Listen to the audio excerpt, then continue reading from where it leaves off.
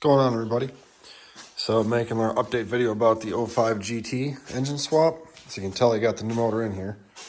Let's zoom in a little bit there. There we go.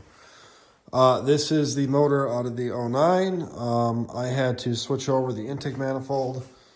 This has the intake manifold runner control delete. So I swapped over the intake from the old one. That's the old contraption they put on these things for the manifold runner stuff. So I got that switched over to a new alternator, did all the new pulleys and stuff right away. Put these things on for the Supercharger. Put the long tube headers on this engine. Obviously the throttle body and spacers on this one too. Got it in here after a couple of tries with the transmission attached. Started hooking up all the wiring again. One tip, well, a few tips if you guys are doing a motor swap in one of these cars. There is, this is a 5-speed car. And if you've ever changed this out, you can't see there's a clutch master cylinder. This line right here, this hose, goes down to it and it goes inside of the car. That goes for the clutch slave cylinder inside the transmission. The hose is an absolute pain to get at. But when you start to pull the motor and trans out, when you get it up to about here, you can get right in there and pull it off. This little this little clip right here is all it holds it in. Pull that out and that will come off. I had to disconnect a heck of a lot of wires and whatnot, but I got them all hooked back up. I will say this, I've done motor swaps on 2 valves, 4 valves, now 3 valves and stuff, and this particular engine has a heck of a lot more electronics on it than the 2 valves I've done before. Like, it took forever to unplug everything and then get all the wiring out of the way and then put it all back on, and it took a while. Also, just so you guys know, if you have long tube headers, yes, you can take the motor out of the car with the headers on, and yes, you can put it back in. This side, the driver's side, does hit the steering arm, but you can use a pry bar to finesse it away from there. So it kind of took some tries. I had to re-angle the chain on here a couple of times to get the right pitch for the transmission to slide in. And underneath, I had to put my transmission jack underneath to lay the trans on when I went underneath the car with it, because I don't want it to skid in the ground. Also, if you plan to buy a centrifugal supercharger, this is a Paxton Novi. The way it bolts on is to these here, and you take out a couple of timing cover bolts, but it's really tight to get all that stuff into here. And honestly, if you're going to do a supercharger, I would say try and go for one that sits on top of the motor.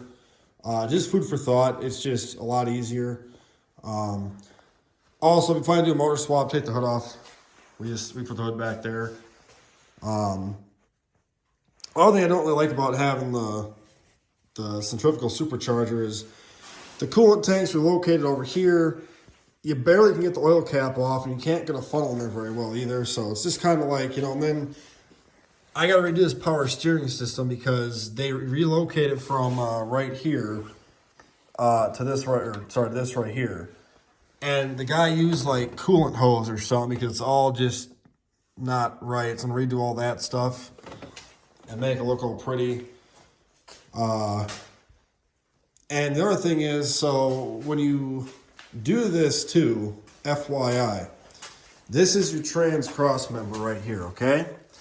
Well, it also secondaries as your mid-pipe hanger. And if you have a drive shaft loop, it triples as that's where the bolt holes go for that. So to get that in, you basically got to put the shifter in first, then jack the transmission up, and then bolt the drive shaft in, because you can't get to the drive shaft bolt with all the stuff put in there.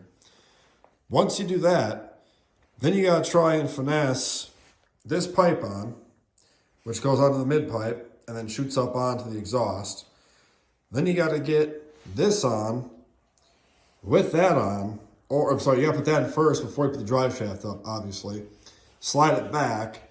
Then you go put this on and you gotta slide it forward, and the same bolt goes through that and that. But you gotta slide that over the mid pipe. So it's a lot of work to get this stuff up there. It's kind of, if you have two people, it's a lot easier. As you can tell, I haven't done it yet because I'm by myself, so you know that's why. But you know, food for thought, just something to think about if you're underneath there or whatever, trying to do this stuff. Also, obviously, cover up your fenders so you don't mess anything up. But yeah.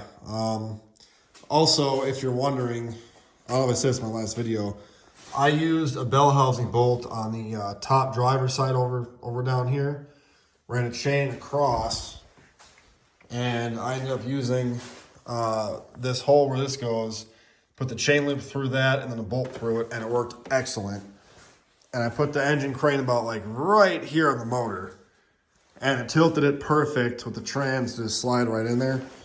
Obviously I had all this stuff off. I put all this stuff back on, but so far so good. I'm leaving the battery tray out too. Leave the battery tray out so you can just get your hands down there to mess with wires if you have to and get some light down in there. Leave the starter in if you do a motor swap. You know, save yourself some time. All I gotta do is hook up the wires again to it, and you know, in theory it should start, but gotta finish up all my wiring extravaganza here and plug in a couple more things that, oh, there we go. All right, got that done. But yeah, so it's basically getting there. Got to do oil change on it yet. Put the hood back on, obviously, battery back in, supercharger back on. Go underneath, do all the fun stuff underneath that. And figure out this hose mess, all the coolant hoses that go everywhere on here, and vacuum hoses and stuff, and then hopefully we can fire this thing up tomorrow. That's my hope. But we'll see. I've been working at this thing all day. Not all day, but for a good part of the day. Also, if you decide to do the intake manifold runner control delete, make sure if you buy the kit, you get the longer bolts. The stock bolts are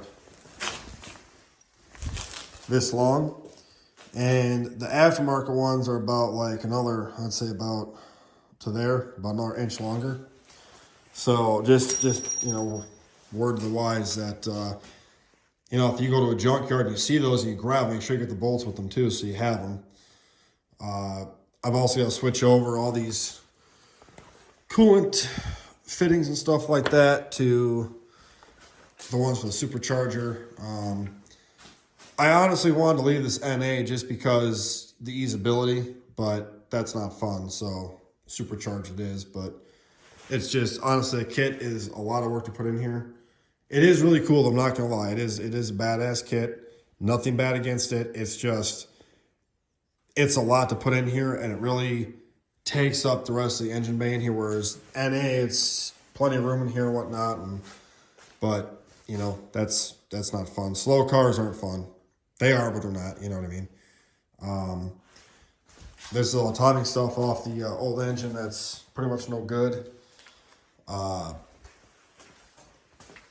But like all this stuff here's got to go back on, different coolant hoses and stuff, and all that good stuff, and you know, the hood. But it's coming along, so it's a little update video here for you guys. Any questions, let me know. It's been a fun project so far. Going fairly smooth. I will say I wish I had not wasted any time taking the old motor apart. The amount of time I had to take the old motor apart, I could have had this done by now. So, you know, learned my lesson, but whatever. Figured, at least we're getting it done. Oh, also too, these little push pins here. Most of the time, they break off, they're crap. Do not go to the parts store and spend $30 for 5 of them. I bought this huge kit off Amazon for $16 with all sorts of different kinds. All sorts of different kinds. And it comes with the exact Ford ones we need for this car. So just another thing of don't waste your money at the parts store to buy some damn plastic push pins. Wait the 2 days and buy them the whole kit for $16 off Amazon. Then if you want to sell them to your friends for $1 each, you make your money back off them pretty quick. So just an idea there, you know, but, all right, that's it for the video. Hope you guys enjoyed it. Thank you. And like and share and subscribe if you like the video. And we'll talk to you guys later.